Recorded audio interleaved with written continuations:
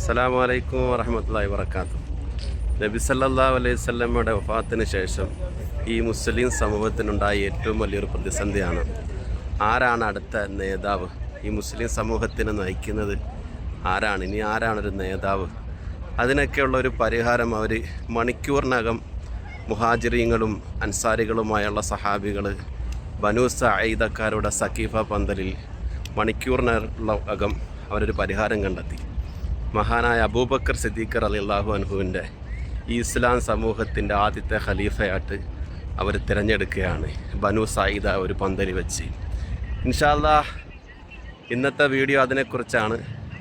ആ ബനൂ സഈദക്കാരുടെ ആ ഒരു സഖീഫ പന്തലും അതിനോടനുബന്ധിച്ച് നടന്ന കുറച്ച് ചരിത്രങ്ങളുമാണ് ഈ വീഡിയോയിലുള്ളത്. ഇൻഷാ അല്ലാഹ് എല്ലാവർക്കും ഒരു പുതിയ വീഡിയോയിലേക്ക് സ്വാഗതം. നബി സല്ലല്ലാഹു അലൈഹി വസല്ലം വഫാത്താവുന്നത് ഹിജ്റ വർഷം 11 റബീഉൽ അവ്വൽ 12-ാം തീയതി ഒരു തിങ്കളാഴ്ച ദിവസമാണ്. അതായത് AD 632 ജൂൺ മാസം. നബി സല്ലല്ലാഹു അലൈഹി വസല്ലമയുടെ വഫാത്തിനെ സംബന്ധിച്ച് അനസ് റളിയല്ലാഹു അൻഹു പറയുന്നുണ്ട്, നബി സല്ലല്ലാഹു അലൈഹി വസല്ലമ മദീനയിൽ പ്രവേശിച്ച പോലെയുള്ള പ്രകാശപൂരിതമായൊരു ദിവസം ഞാൻ കണ്ടിട്ടില്ല. അതുപോലെ തന്നെ നബി സല്ലല്ലാഹു അലൈഹി വസല്ലമ വിട പറഞ്ഞതുപോലുള്ള അന്ധകാരമായ ഒരു ദിവസം അതും ഞാൻ കണ്ടിട്ടില്ല. അത്രയ്ക്കും മദീനയിൽ ഇരുട്ട് പകർന്നൊരു ദിവസമായിരുന്നു നബി സല്ലല്ലാഹു അലൈഹി വസല്ലമയുടെ വഫാത്ത് സംഭവിച്ച ഒരു ദിവസം.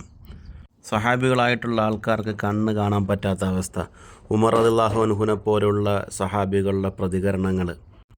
നബി സല്ലല്ലാഹു അലൈഹി വസല്ലമയുടെ വിയോഗത്തെ തുടർന്ന് മണിക്കൂറുകൾക്കകം അൻസാറുകളായിട്ടുള്ള ആൾക്കാർ മസ്ജിദുൽ നബവിയുടെ പുറകുവശത്തുള്ള നമ്മളിപ്പം കാണാൻ പോകുന്ന ഖസറജ് ഗോത്രക്കാരുടെ ബനൂ സഈദ പന്തലിൽ അവരൊരുമിച്ച് കൂടി. ജാഹിലിയ കാലഘട്ടം മുതലേ അവരവിടെ ഒത്തുകൂടുകയും പല കാര്യങ്ങൾ ഈ ബനൂ സഈദ പന്തലിൽ വെച്ച് അവർ ചർച്ച ചെയ്യുകയൊക്കെ ചെയ്യുമായിരുന്നു.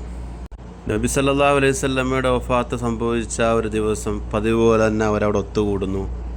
ആ ഒരു ദുഃഖം അവർ പരസ്പരം പങ്കുവയ്ക്കുന്നു. ചർച്ചയ്ക്കിടയിൽ ഇനി ആര് ഈ ഉമ്മത്തിനെ നയിക്കും എന്നുള്ള ഒരാശയത്തിലേക്ക് അവർ സ്വാഭാവികമായിട്ട് എത്തിച്ചേരുകയാണ്. ഈ മുസ്ലിം ഉമ്മത്തിനെ നയിക്കാൻ ഏതായാലും ഒരു നേതാവിനെ വേണം. അങ്ങനെ ഖലീഫ എന്നുള്ളൊരു ആശയത്തിലേക്ക് അവർ എത്തിച്ചേരുന്നു. ഖസറജ് ഗോത്രത്തിൻ്റെ നേതാവായിരുന്ന സഅദ് ബിൻ ഉബാദ റളിയല്ലാഹു അൻഹുവിനെ ഖലീഫയാക്കാനുള്ള ഒരു തീരുമാനത്തിലേക്ക് അവർ എത്തിച്ചേരുകയാണ്. മദീനയിലെ ഏറ്റവും വലിയ 2 ഗോത്രങ്ങളായിരുന്നു ഔസും ഖസറജും ഗോത്രങ്ങൾ. അതിൽ ഇസ്ലാമിലേക്ക് വന്ന ആദ്യത്തെ ഗോത്രമായിരുന്നു ഈ ഖസറജ് ഗോത്രം. അവരുടെ നേതാവായിരുന്നു ഈ സഅദ് ബിൻ ഉബാദ റളിയല്ലാഹു അൻഹു. ഇവിടെ നമ്മൾ മനസ്സിലാക്കേണ്ടുള്ള ഒരു കാര്യമെന്ന് വെച്ചാൽ ഖലീഫയെ തിരഞ്ഞെടുക്കാൻ വേണ്ടിയല്ല അവർ ആ ബനൂ സഈദയിൽ കൂടിച്ചേർന്നത്. സ്വാഭാവികമായിട്ടും അങ്ങനെ ഒരു ആശയത്തിലേക്ക് അവർ എത്തിച്ചേരുകയാണ് അവിടെ. ഇവിടെ പ്രത്യേകമായിട്ട് ശ്രദ്ധിക്കേണ്ടുള്ള ഒരു കാര്യം എന്താണെന്ന് വെച്ചാൽ നബി സല്ലല്ലാഹു അലൈഹി വസല്ലമ വഫാത്താവുന്നതിന് മുമ്പ് നബി സല്ലല്ലാഹു അലൈഹി വസല്ലമയുടെ ഒരു പിൻഗാമി ഖലീഫ ആരാണെന്ന് നബി സല്ലല്ലാഹു അലൈഹി വസല്ലമ നിശ്ചയിച്ചിട്ടില്ല, അങ്ങനെ പറഞ്ഞിട്ടില്ല. പക്ഷേ അതാരായിരിക്കും എന്നുള്ള ഒരു സൂചന കൃത്യമായിട്ട് പ്രവാചകൻ സല്ലല്ലാഹു അലൈഹി വസല്ലമ നൽകിയിരുന്നു. അതിന് ഏറ്റവും വലിയ തെളിവെന്താണെന്ന് വെച്ചാൽ നബി സല്ലല്ലാഹു അലൈഹി വസല്ലമയുടെ അവസാന കാലത്ത് അസുഖം ബാധിച്ച സന്ദർഭത്തിൽ നമസ്കാരത്തിന് ഇമാമായിട്ട് നിൽക്കാൻ പറ്റാത്തൊരു സാഹചര്യത്തിൽ അബൂബക്കർ സിദ്ദീഖ് റളിയല്ലാഹു അൻഹുവിനെ നബി സല്ലല്ലാഹു അലൈഹി വസല്ലമ തിരഞ്ഞെടുക്കുന്നുണ്ട്. 3 ദിവസത്തോളം അബൂബക്കർ സിദ്ദീഖ് റളിയല്ലാഹു അൻഹു നബി സല്ലല്ലാഹു അലൈഹി വസല്ലമ ഉള്ള സമയത്ത് തന്നെ ഇമാമായിട്ട് നിന്നിട്ടുണ്ട്. ഒരു ദിവസം അബൂബക്കർ സിദ്ദീഖ് റളിയല്ലാഹു അൻഹു പള്ളിയിലേക്ക് വരാൻ അല്പം വൈകിയ സന്ദർഭത്തിൽ ഉമർ റളിയല്ലാഹു അൻഹു ഇമാമായിട്ട് കയറി നിസ്കരിച്ച്. ഈ ഒരു സന്ദർഭത്തിൽ നബി സല്ലല്ലാഹു അലൈഹി വസല്ലമ ശക്തമായിട്ട് ഉമർ റളിയല്ലാഹു അൻഹുവിനെ ആ നമസ്കാരത്തിൽ നിന്നും പിന്തിരിയാനും കൽപ്പിക്കുകയാണ്. എന്നിട്ട് നബി സല്ലല്ലാഹു അലൈഹി വസല്ലം പറയാണ്, അല്ലാഹും റസൂലും അബൂബക്കറിനെ അല്ലാതെ അബൂബക്കർ സിദ്ദീഖ് റളിയല്ലാഹു അൻഹുവിനെ അല്ലാതെ അനുവദിക്കില്ല. അപ്പോൾ നബി സല്ലല്ലാഹു അലൈഹി വസല്ലമ കൃത്യമായിട്ട് തൻ്റെ ശേഷം ആരാണ് വരേണ്ടതെന്നുള്ള ഒരു സൂചന അവിടെ നൽകുന്നുണ്ട്. അങ്ങനെ നിരവധി ഹദീസുകൾ നമുക്കിവിടെ കാണാൻ പറ്റും. ആദ്യം അബൂബക്കർ, അത് കഴിഞ്ഞ് ഉമർ, അങ്ങനെയൊക്കെയുള്ള പല പല ഹദീസുകളുണ്ട് നബി സല്ലല്ലാഹു അലൈഹി വസല്ലമ പറഞ്ഞതായിട്ടുള്ള.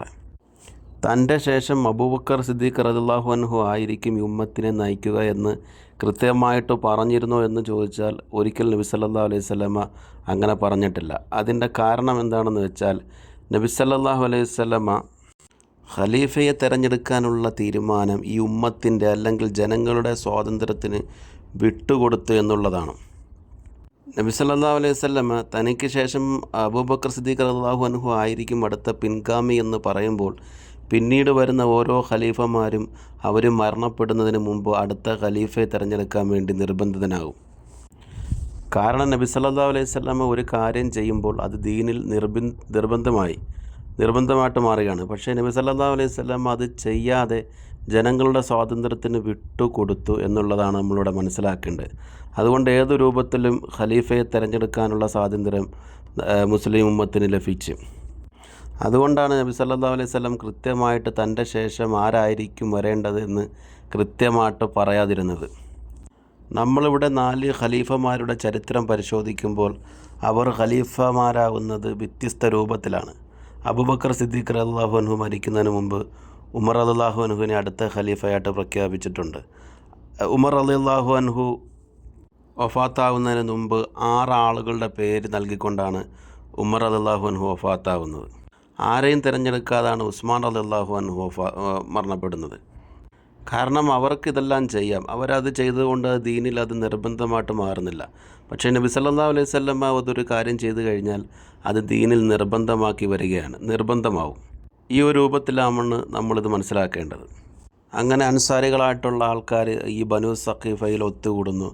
അവരുടെ നേതാവായിട്ട് സഅദ് ബിൻ അബൂ ഉബാദ റളിയല്ലാഹു അൻഹുവിനെ അവരങ്ങനെ തിരഞ്ഞെടുക്കുന്നു.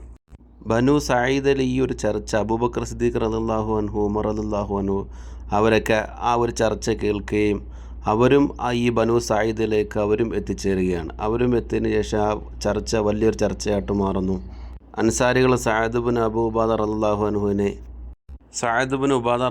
അൻഹുവിനെ ഖലീഫയായിട്ട് അവർ ആ പേര് മുന്നോട്ട് വെക്കുന്നു.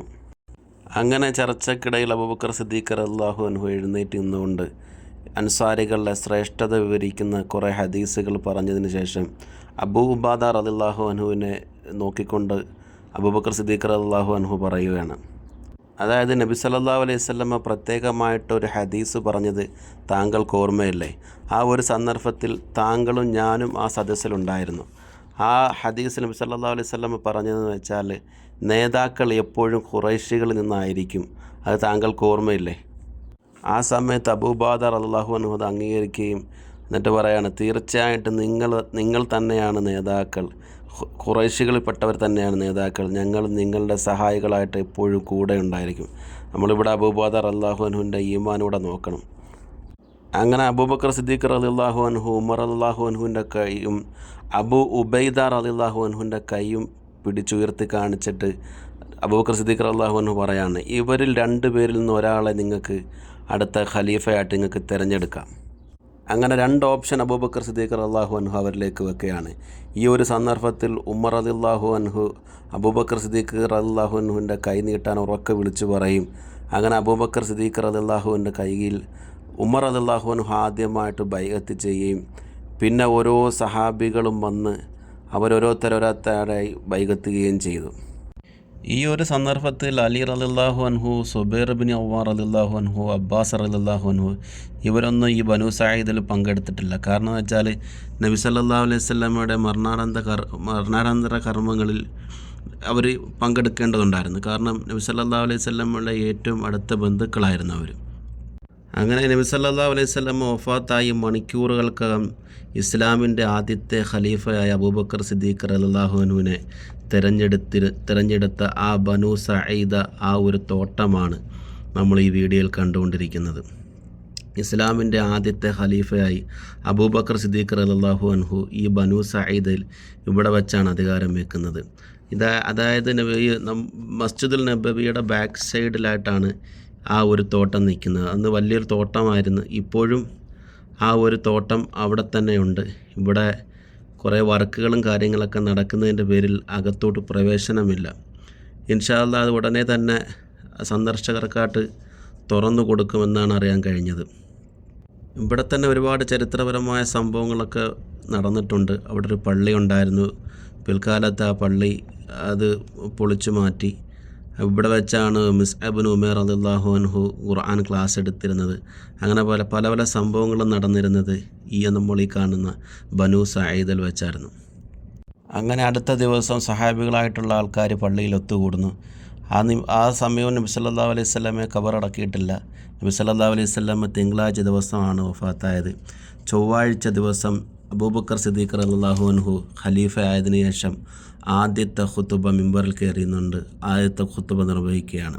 ആ ഖുതുബയിൽ പറഞ്ഞ വളരെ പ്രധാനപ്പെട്ട മനോഹരമായുള്ള സംഭവങ്ങളെന്ന് വെച്ചാൽ അബൂബക്കർ സിദ്ദീഖ് റളിയല്ലാഹു അൻഹു പറയാണ്, ഞാൻ നിങ്ങളുടെ ഭരണാധികാരം ഏറ്റെടുത്തിരിക്കുന്നു. ഞാൻ നിങ്ങളുടെ കൂട്ടത്തിൽ ഉത്തമനൊന്നുമല്ല. ഞാൻ നല്ലത് പ്രവർത്തിച്ചാൽ നിങ്ങൾ എന്നെ സഹായിക്കുക, തെറ്റ് ചെയ്താൽ എന്നെ നിങ്ങൾ നേരെയാക്കുക. ഞാൻ അള്ളാഹുവിനെ അനുസരിച്ച് പ്രവർത്തിക്കുന്ന കാലം അത്രയും നിങ്ങൾ എന്നെ അനുസരിക്കുക. അല്ലാത്ത പക്ഷം നിങ്ങൾ എന്നെ അനുസരിക്കേണ്ടതില്ല. അങ്ങനെ ചരിത്രപ്രസിദ്ധമായൊരു ഖുതുബ അബൂബക്കർ സിദ്ദീഖ് റളിയല്ലാഹു അൻഹു ആ മിമ്പറിൽ നിന്ന് നടത്തുകയും ശേഷമാണ് പിറ്റേ ദിവസമാണ് നബി സല്ലല്ലാഹു അലൈഹി വസല്ലമയെ ഖബറടക്കുകയും ചെയ്തത്.